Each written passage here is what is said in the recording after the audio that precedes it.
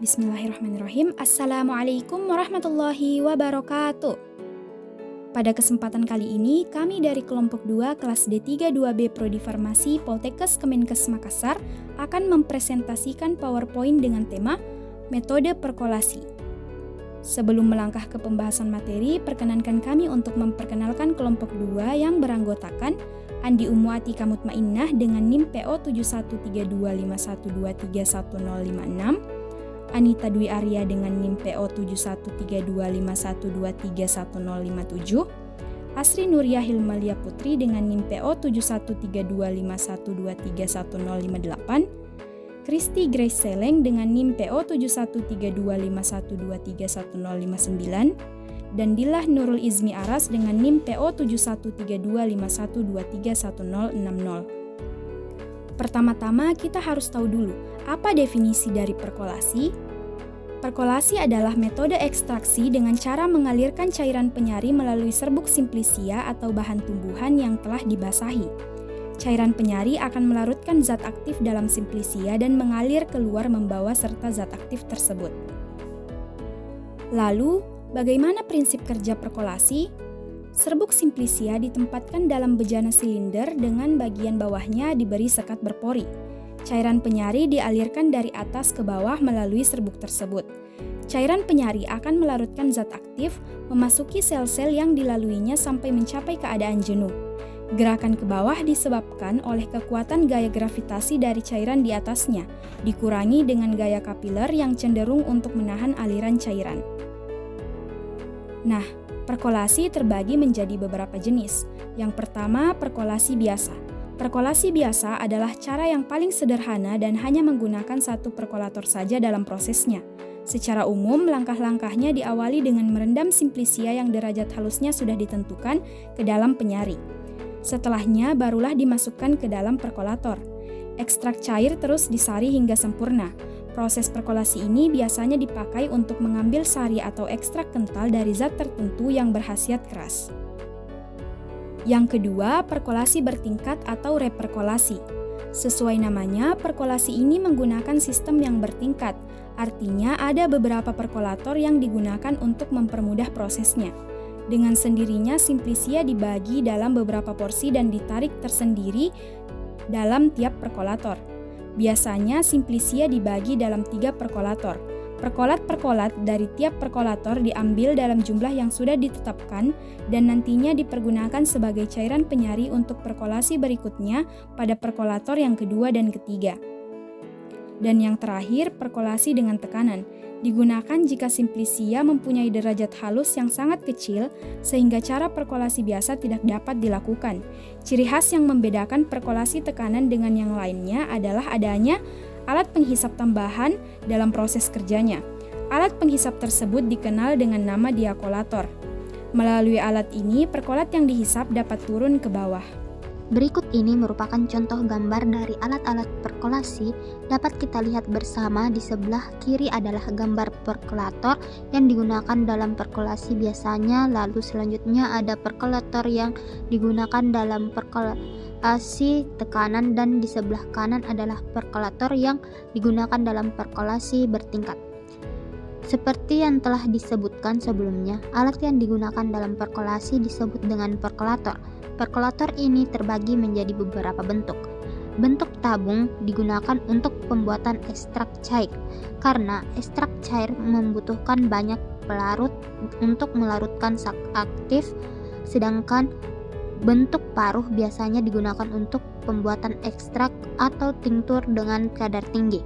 Adapun bentuk corong biasanya digunakan untuk pembuatan ekstrak atau tinktur dengan kadar rendah. Cara kerja perkolasi menurut Farmakope Indonesia. 1. Jika tidak dinyatakan lain, perkolasi dilakukan dengan membasmi 10 bagian simplisia atau campuran simplisia dengan derajat kehalusan yang cocok dengan 2,5 sampai 5 bagian cairan penyaring. Kemudian dimasukkan ke dalam wadah tertutup sekurang-kurangnya selama 3 jam. Yang kedua, massa dipindahkan sedikit demi sedikit ke dalam perkolator sambil tiap kali ditekan hati-hati. Ketiga, massa dituang dengan pelarut secukupnya sampai pelarut menetes dan di atas simplisia masih terdapat satu lapis pelarut. Yang keempat, perkolator ditutup dan dibiarkan selama 24 jam.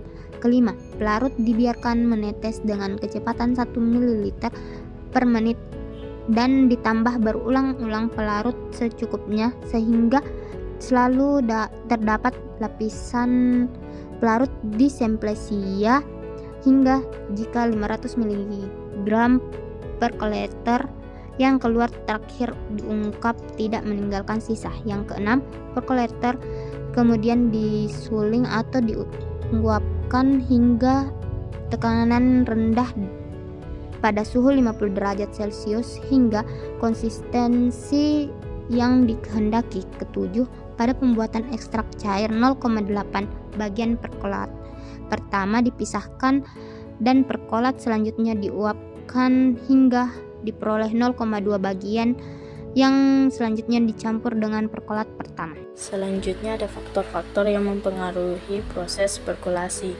Yang pertama ada ukuran partikel Simplicia, di mana semakin halus Simplicia semakin luas permukaan kontak dengan pelarut sehingga proses ekstraksi semakin cepat. Yang kedua ada jenis pelarut, di mana pelarut yang digunakan harus dapat melarutkan zat aktif yang diinginkan dan tidak bereaksi dengan komponen Simplicia lainnya. Yang ketiga ada suhu, di mana pelarut yang lebih tinggi dapat meningkatkan kelarutan senyawa aktif tetapi juga dapat menyebabkan kerusakan senyawa termolabil. Yang keempat ada waktu, di mana waktu perkolasi yang terlalu singkat dapat menyebabkan ekstraksi tidak sempurna, sedangkan waktu yang terlalu lama dapat menyebabkan degradasi zat aktif. Yang kelima ada sifat Simplicia, di mana Simplicia yang terlalu basah menghambat penetrasi pelarut. Adapun Simplicia keras membutuhkan waktu ekstraksi yang lebih lama. Selanjutnya ada keunggulan dan kerugian dari metode perkolasi. Keunggulan dari metode perkolasi antara lain, yang pertama tidak terjadi kejenuhan karena cairan penyari terus dialirkan melalui Simplicia dan tidak terendam. Yang kedua, tidak perlu dilakukan langkah tambahan karena sampel padat serbuk Simplicia dengan ekstrak cair telah terpisah sehingga tidak dibutuhkan penyaringan sebagai langkah tambahan untuk memisahkan filtratnya.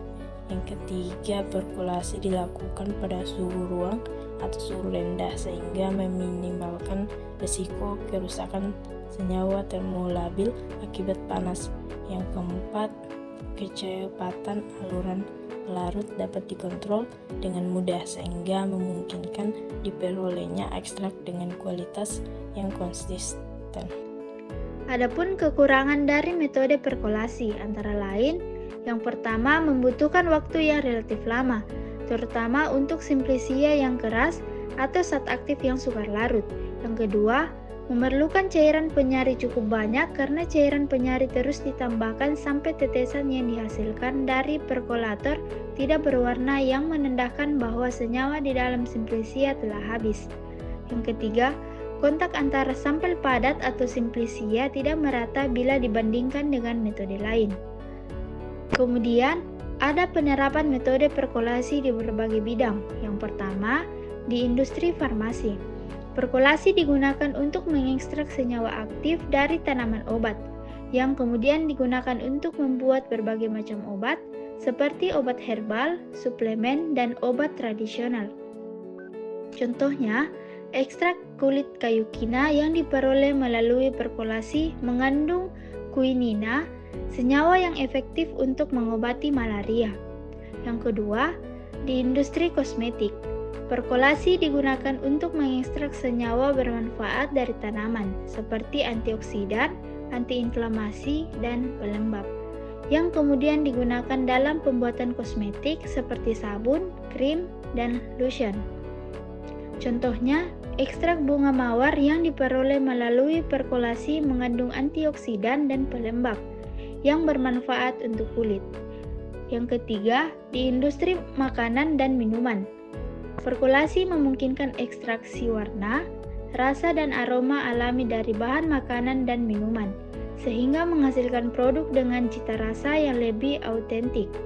Contohnya, ekstraksi warna merah dari buah bit, warna kuning dari kunyit, dan warna hijau dari daun pandan, serta ekstraksi rasa dan aroma dari jahe, kayu manis, dan cengkeh. Dalam proses ekstraksi dikenal istilah rendaman ekstrak. Rendaman ekstrak adalah presentase massa zat aktif yang berhasil diekstrak dari simplisia terhadap massa awal simplisia. Dengan kata lain, ini adalah ukuran efisiensi proses ekstraksi. Semakin tinggi rendaman, semakin banyak zat aktif yang berhasil diperoleh. Rumus yang digunakan yaitu rendaman sama dengan bobot ekstrak per bobot simplisia dikali 100%. Dapat kita lihat contoh soalnya. Seorang mahasiswa farmasi melakukan ekstraksi pada 50 gram simplisia jahe. Setelah proses ekstraksi selesai, diperoleh ekstrak jahe sebanyak 18,46 gram. Hitunglah rendaman ekstraksi tersebut. Berapa untuk bobot ekstraknya? Yaitu 18,46 gram. Untuk bobot simplisianya 50 gram. Tinggal kita masukkan ke rumus. Jadi rendaman sama dengan 18,46 per 50 kali 100%. Hasilnya 36,92%. Bagaimana sih proses ekstraksi dengan metode perkolasi itu? Untuk lebih jelasnya, teman-teman dapat mengakses link YouTube yang telah kami cantumkan. Berdasarkan pemaparan materi tadi, dapat disimpulkan bahwa metode perkolasi adalah metode ekstraksi yang efektif untuk mengambil senyawa aktif dari simplisia dengan prinsip aliran pelarut kontinu. Metode ini sangat berguna untuk memperoleh ekstrak berkualitas tinggi, terutama dari bahan dengan kandungan zat aktif yang stabil. Metode perkolasi dapat digunakan untuk skala laboratorium maupun industri, menjadikannya salah satu metode ekstraksi yang paling fleksibel dalam dunia farmasi, kosmetik, dan kimia bahan alam. Dengan pemahaman yang baik tentang tahapan dan kondisi proses, perkolasi dapat menghasilkan ekstrak dengan kemurnian dan efisiensi tinggi. Itulah tadi hasil presentasi dari kelompok 2. Kami ucapkan terima kasih atas waktu dan perhatian teman-teman. Semoga apa yang kami sampaikan dapat bermanfaat untuk kita semua. Wassalamualaikum warahmatullahi wabarakatuh.